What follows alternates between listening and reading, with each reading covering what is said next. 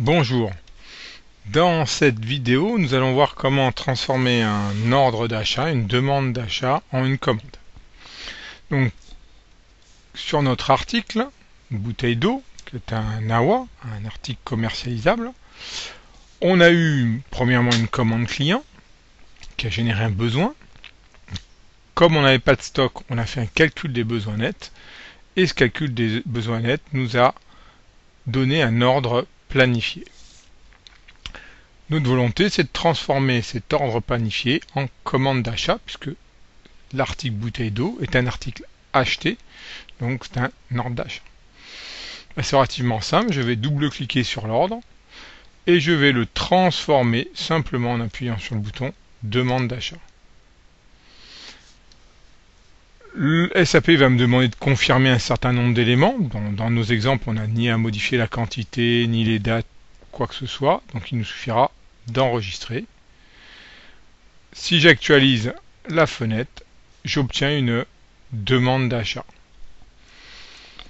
Je suis donc passé d'un ordre suggéré, l'ordre planifié, à une demande d'achat qui sera traitée par le service achat. Il y a deux manières de traiter cette demande d'achat. Une manière directe. Ici, on va de nouveau double-cliquer sur cette demande d'achat et on va la traiter en commande d'achat directement. Observez bien, je suis actuellement sur la transaction MD04.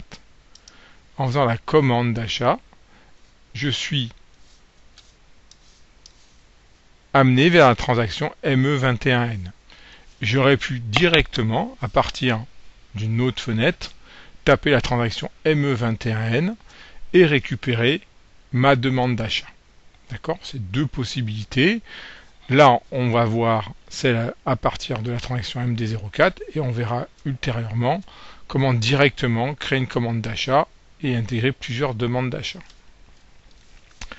Alors, on va devoir rentrer un certain nombre d'informations. Donc ici, mon organisation d'achat. Si je ne sais pas, je clique sur F4. Donc, nous, c'est la France. Groupe d'acheteurs, la société. France. OK.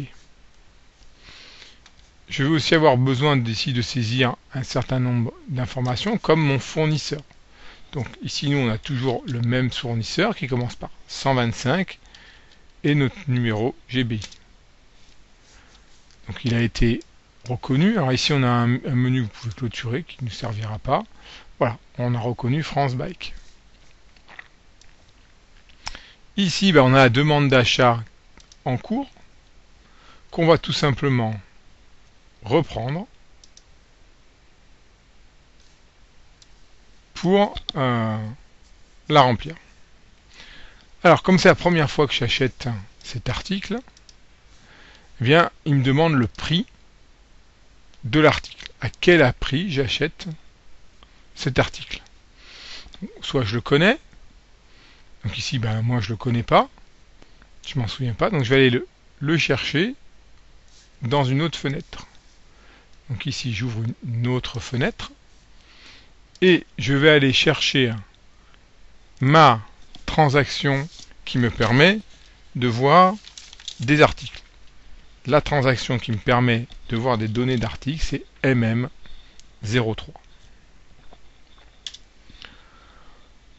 Je veux regarder sur les bouteilles, donc bouteille d'eau.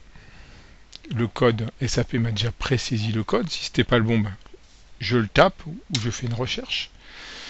Et va me demander quelle vue je veux voir. Il y a énormément de vues pour les articles et certaines sont intéressantes ou d'autres non. Pour voir le prix d'achat, c'est l'onglet Comptabilité 1 qui nous intéresse. Donc on va simplement faire celui-là. Il va nous demander dans quelle division on est parce que le prix peut dépendre d'une division à une autre. Et il nous donne un certain nombre d'informations. On retrouve ici le prix qui m'intéresse, c'est le prix moyen pondéré, le prix moyen auquel j'ai acheté l'article. C'est celui que nous on prendra comme prix d'achat. Donc le prix d'achat de mon article, c'est le prix moyen pondéré de cet article à l'instant où je regarde les données. Donc je le retiens, c'est 10 €. Et ici, je n'ai plus qu'à rentrer que 10 €. Il me demande si la date de livraison peut être respectée. Ben oui, pas de souci, hein, j'ai pas de problème avec ça, donc je vais répondre oui. Et une fois que j'ai fait ça, j'ai plus qu'à enregistrer. Si j'actualise mon statut, je vois que maintenant j'ai une commande avec un numéro de commande qui est ici, que je pourrais retrouver. Si je veux par exemple, vous avez vu que la transaction pour créer une commande c'était ME21N. Ben, si je veux aller la modifier ou la voir, ben, je ferai un ME22N ou un ME23N.